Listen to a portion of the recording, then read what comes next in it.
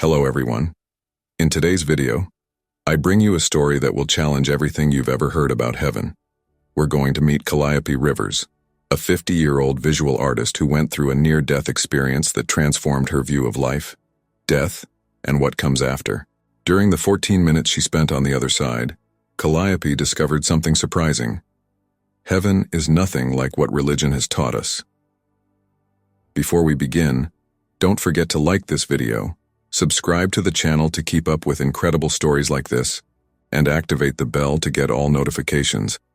Now, get ready to discover the shocking truth about heaven with Calliope Rivers.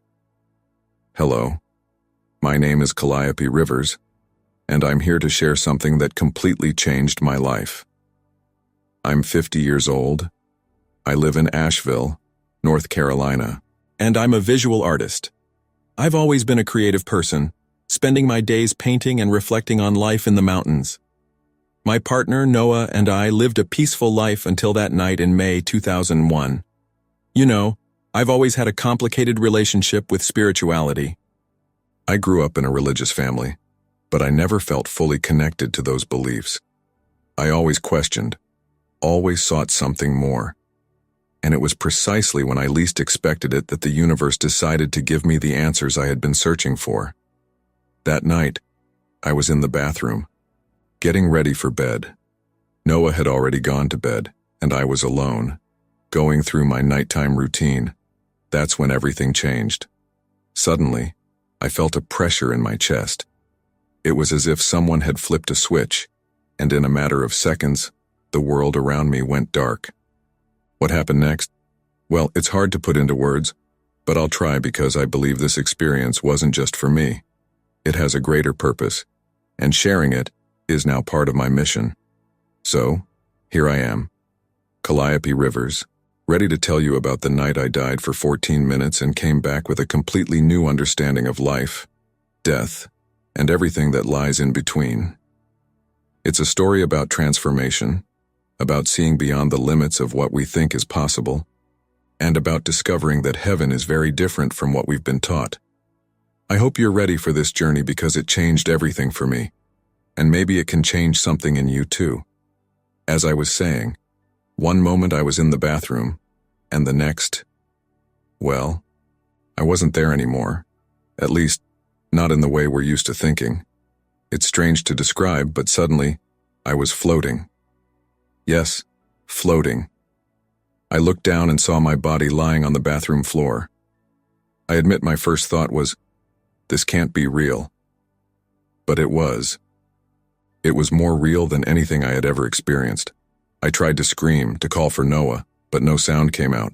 That's when I realized I no longer had a voice or even a physical body. I was pure consciousness. And the most surprising thing, I wasn't afraid. Not at all. Instead, I was filled with an indescribable peace.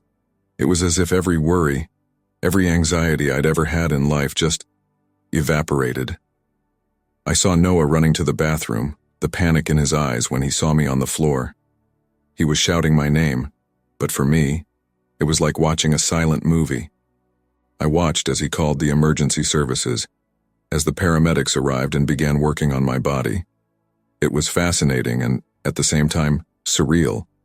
I wanted to tell Noah that I was okay, that he didn't need to worry, but there was no way to communicate.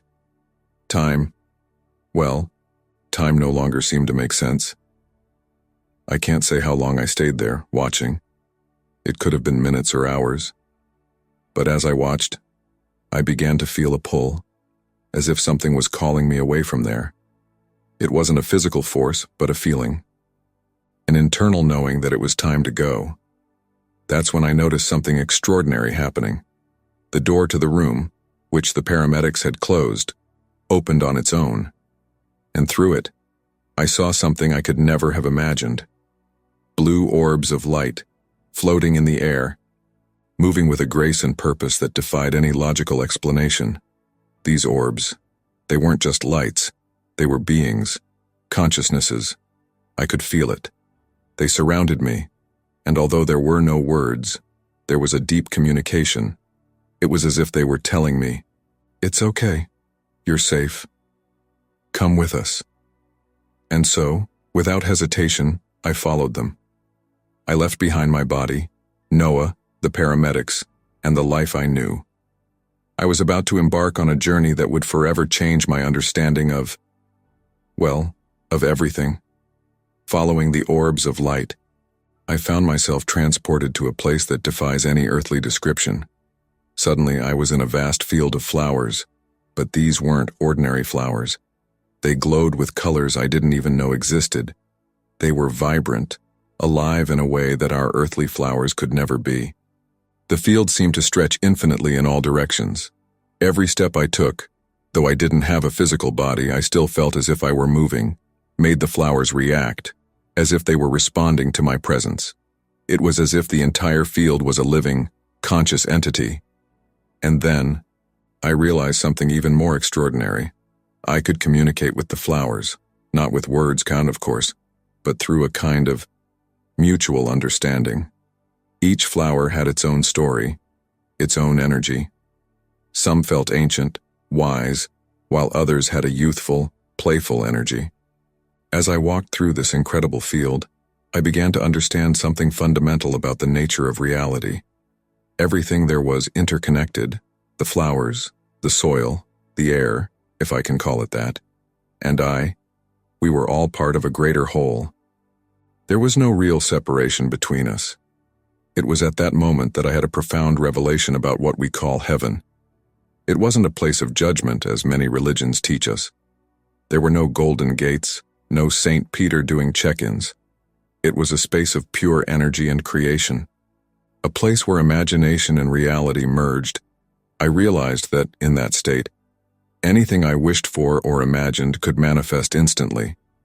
It was as if the very fabric of reality responded to my thoughts and emotions. If I thought of a specific color, the flowers around me would change to that hue. If I felt joy, the entire field seemed to vibrate with that emotion. This understanding was overwhelming. Heaven wasn't a final destination, a place of eternal rest. It was a state of being, a level of consciousness where we could create and experience freely, without the limitations of the physical world. As I absorbed these revelations, I felt a presence approaching. I turned, or at least, I felt as if I turned, and saw a female figure. She smiled at me, her eyes glowing with ancient wisdom. "Welcome," she said without using words. "Are you ready to continue your journey?" I knew somehow that this figure would be my guide through this new realm of existence, and so I left the field of flowers behind, ready to discover what else this heaven had to show me. The female figure who approached me introduced herself as Eloise. She didn't speak with words, but her name simply appeared in my mind. Eloise had an aura of serenity that made me feel completely at ease, even in this strange and new environment.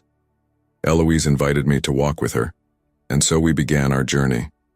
The scenery around us constantly changed. One moment we were walking on a path of sparkling stones. The next, we were crossing deep valleys and majestic mountains.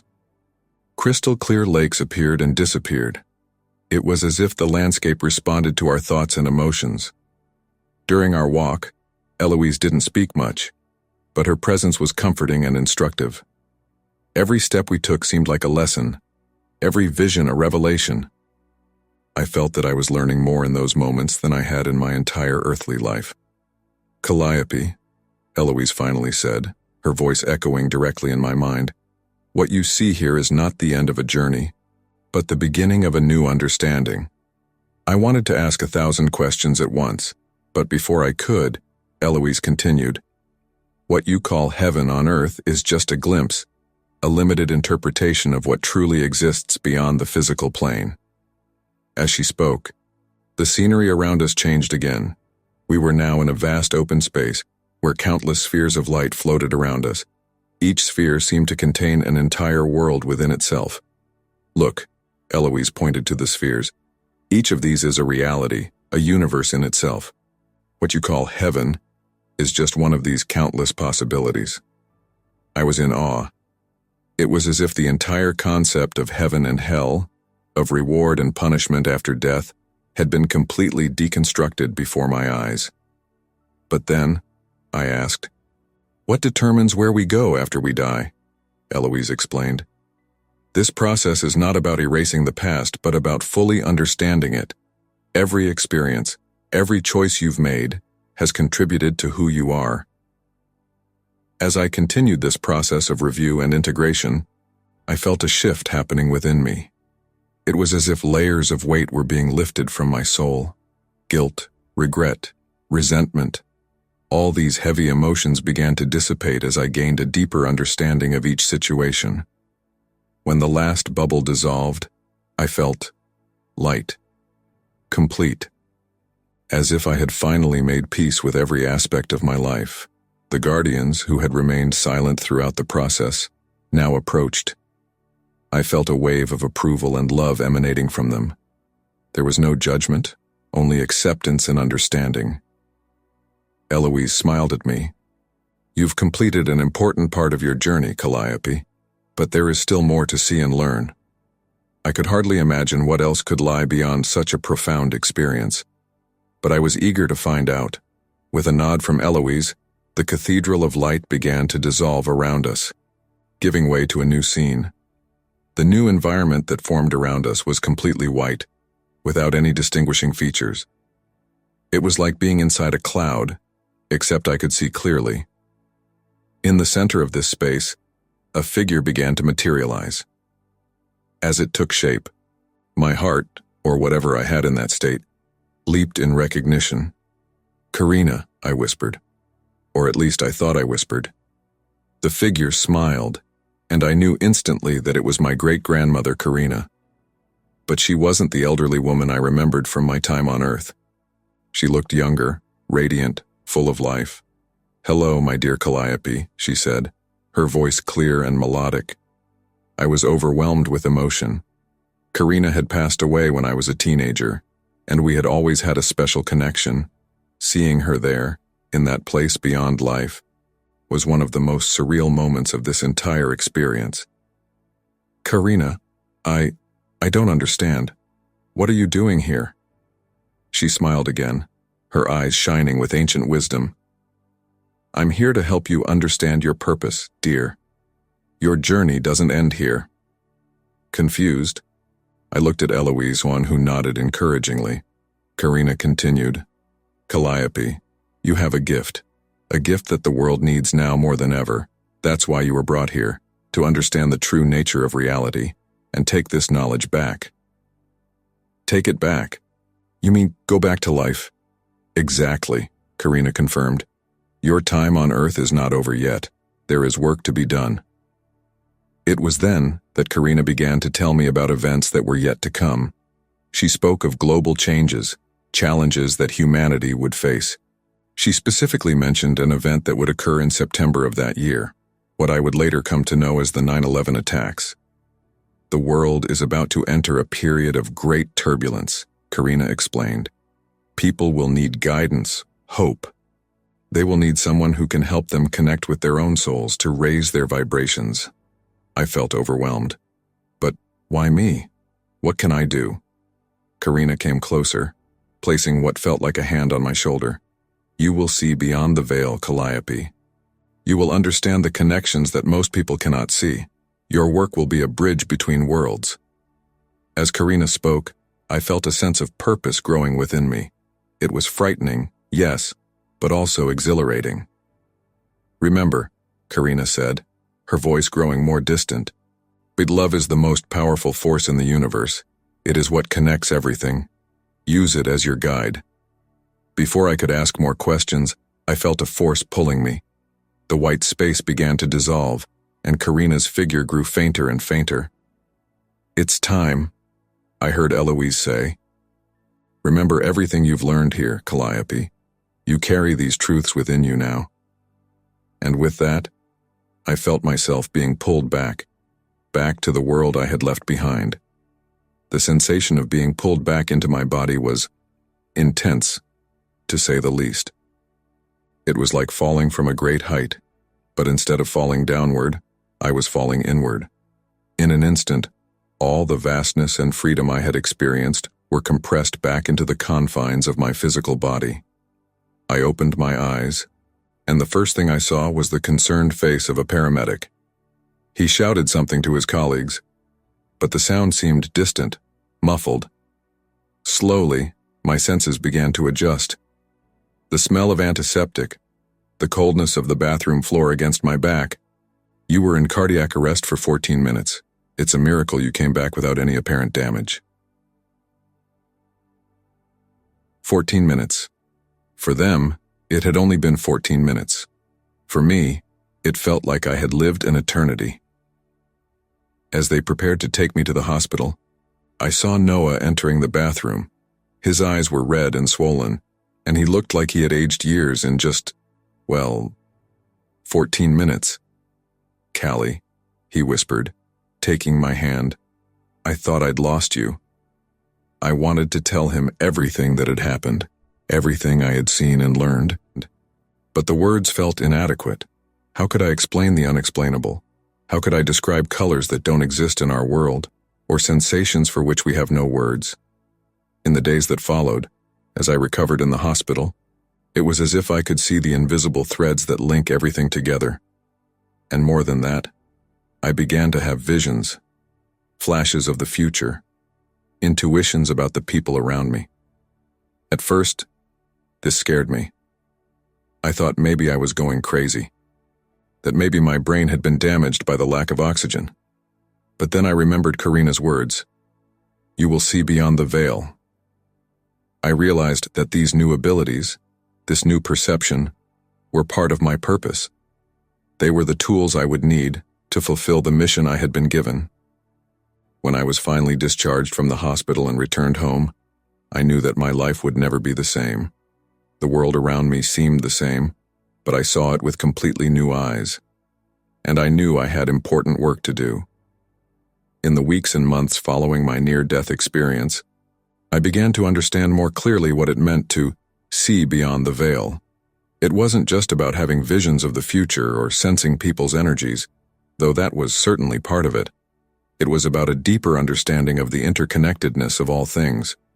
I began to realize that every action, every thought, every emotion creates ripples in the fabric of reality. These ripples spread out, affecting everything and everyone around us in ways most people don't even realize. My art, which had always been an important part of my life, took on a new dimension. I began painting things I saw in my visions, ethereal landscapes reminiscent of the heaven I had experienced, beings of light, the web of energy connecting all things. People who saw my paintings often reported feelings of peace, of connection to something greater than themselves. But I knew my mission went beyond art. Karina had told me I would be a bridge between worlds, and I was beginning to understand what that meant. I started offering spiritual counseling sessions. At first, it was just friends and acquaintances, but soon the word spread. People came to me with all sorts of problems, broken relationships, past traumas, fears about the future. And as I listened to them, I could see beyond their words. I could see the knots in their energies, the blocks that were keeping them from moving forward. Using what I had learned during my experience, I helped these people reconnect with their own souls, raise their vibrations. I taught them about the nature of heaven, not as a distant place to be reached after death, but as a state of consciousness we can access here and now. One of the most important lessons I shared was about the power of love. Not the romantic or familial love we're used to thinking about, but the universal, unconditional love I had experienced on the other side. I taught people to open themselves to this love, to allow it to flow through them and into the world around them. As time passed, I began to see the effects of these sessions. People who had been stuck in negative patterns started making positive changes in their lives. Relationships were healed, traumas were released, fears were transformed into courage. And then, in September 2001, what Karina had predicted happened. The 9/11 attacks shook the world, spreading fear and uncertainty. But I was prepared. I knew that my work would be needed more than ever. In the months that followed, I opened my home to meditation and healing groups. I taught techniques for raising vibration, for connecting to universal energy. I helped people find peace and purpose amid the chaos. It was a challenging time, but also incredibly rewarding. I saw people transform before my eyes. I saw communities come together in ways I had never imagined possible. And through it all, I felt the constant presence of the beings of light I had encountered during my journey. They were always there, guiding, supporting, reminding me of my purpose. My mission was only beginning, but deep down I knew I was on the right path. Each day brought new challenges, new opportunities to grow and learn. And every day, I was grateful for the second chance I had been given, the chance to make a difference, to be a light in the world. As the years passed, my mission continued to evolve. The abilities I developed after my near-death experience became more refined, more precise. My visions of the future became clearer and more detailed. My ability to sense and interpret the energies of people and places became sharper. However, these abilities also brought their own challenges. There were days when the weight of seeing beyond the veil was almost unbearable. Seeing people suffering, not just in their current lives but through their past lives and potential futures, sometimes left me emotionally exhausted. I learned the importance of self-care, of setting healthy boundaries. Daily meditation, connecting with nature, and moments of silence and introspection became essential to maintaining my balance. My relationship with Noah also went through transformations. In the beginning, he had difficulty accepting the changes in me. The woman who came back from death was not the same as the one he knew. We had many difficult conversations, many moments of misunderstanding. But slowly, with patience and love, he began to understand. Noah became my greatest supporter, helping me navigate this new world of expanded possibilities. My work continued to grow and expand. I began traveling, giving lectures and workshops on expanded consciousness, energy healing, and the true nature of reality. I wrote books sharing my experiences and teachings. Not everyone welcomed my messages, of course. I faced skepticism, ridicule, and even hostility from some circles. Some people accused me of being a fraud. Others said I was spreading demonic messages. These criticisms were painful, but I understood them. After all, what I was sharing challenged many established beliefs. I learned not to take these criticisms personally. I constantly reminded myself that each person is on their own journey, at their own level of understanding. My job wasn't to convince anyone, but simply to offer a different perspective for those who were open to receiving it. One of the most rewarding parts of my work was seeing how people who embraced these ideas began to transform their own lives. I saw people overcome addictions, heal broken relationships, find purpose and meaning where before there was only despair. Each story of transformation reminded me of why I had come back. Today, looking back on that night in May 2001, I realized that my near-death experience was much more than a glimpse of the beyond. It was a calling, an awakening to a new way of being and living. What I learned on that journey beyond life fundamentally changed my understanding of the universe and our place in it. I realized that heaven is not a distant place we go to after death, but a state of consciousness we can access here and now. It is a broader, yes, more encompassing reality, of which our physical world is just a small part. I understood that we are all multidimensional beings, with existences that stretch far beyond this one life. Our souls are eternal, evolving through multiple experiences and realities, and everything, every person, every being, every particle of the universe is connected in a web of energy and consciousness. Love, I discovered, is the most powerful force in this cosmic web. Not the limited love we often experience in our human lives, but a universal, unconditional love that permeates all of existence. It is this love that guides us, that heals us, that allows us to grow and evolve. My mission, since I returned, has been to help people reconnect with this fundamental truth, to help them see beyond the limitations of our physical reality, to touch, even if only for a moment, that expanded consciousness I experienced. It hasn't been an easy journey. There have been moments of doubt, of fear, of exhaustion. There have been times when the weight of responsibility felt overwhelming, but in each of those moments, I remembered the deep peace I felt on the other side, the understanding that everything is part of a greater plan. If there is one message I would like everyone to take away from my experience, it is this: you are more than your physical bodies, more than your minds, more than your current circumstances. You are eternal beings, part of an infinite universal consciousness. And love, true, unconditional love, is the key to awakening that consciousness.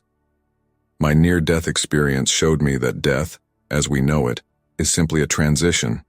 It is not something to be feared, but a portal to a wider existence.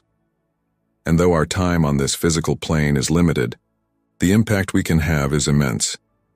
Every act of kindness, every moment of understanding, every expression of love creates ripples that extend far beyond what we can see. So, my dear ones, live with purpose. Love without reservation. Seek the truth that resonates in your hearts. And always remember, you are eternal lights, shining in an infinite universe of possibilities. Embrace this truth, and you will discover that heaven is not a distant place. It is here, now, within each of us.